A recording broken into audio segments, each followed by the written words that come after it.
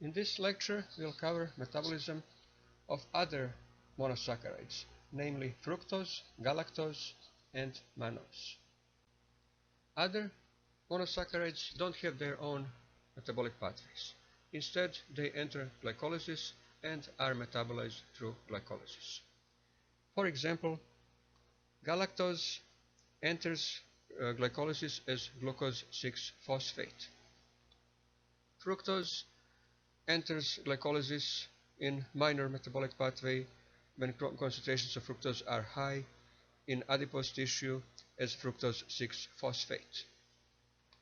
Mannose also enters metabolism as fructose 6-phosphate. And finally, major metabolic pathway for fructose is in the liver, where fructose is converted to fructose 1-phosphate and then it is cleaved in retroaldol reaction into dihydroxyacetone phosphate and eventually GAP and enters glycolysis. Fructose metabolism involves two possible pathways.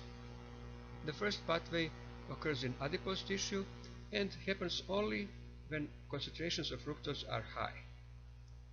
It involves action of hexokinase enzyme that you should know from glycolysis.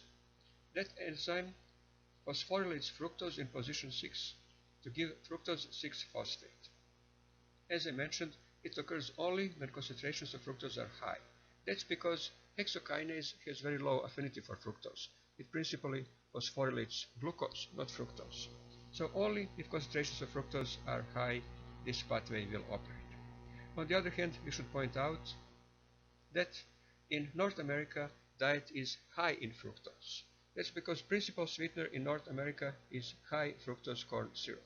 So in some individuals, this may become principal pathway. So in this pathway, fructose enters glycolysis as fructose 6-phosphate and then continues on as fructose 1,6-bisphosphate and so on. The other pathway that is considered to be the major pathway for metabolism of fructose involves action of fructokinase in the liver. So fructokinase is phosphorylated to fructose 1-phosphate.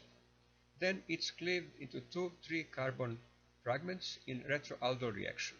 It's catalyzed by fructose 1-phosphate aldolase to give glyceraldehyde and dihydroxyacetone phosphate. Dihydroxyacetone phosphate enters glycolysis, as you should know by now, and glyceraldehyde is phosphorylated by triose kinase into glyceraldehyde phosphate, which is the major substrate for glycolysis. As you can see from this pathway, fructose enters glycolysis very late, and it bypasses two of the regulated steps. Steps that is regulated that involves enzyme hexokinase, and second one that involves phosphofructokinase. Those are two major regulatory steps, and for that reason, metabolism of fructose is essentially unregulated and very fast compared to metabolism of, for example, glucose. Next is metabolism of galactose.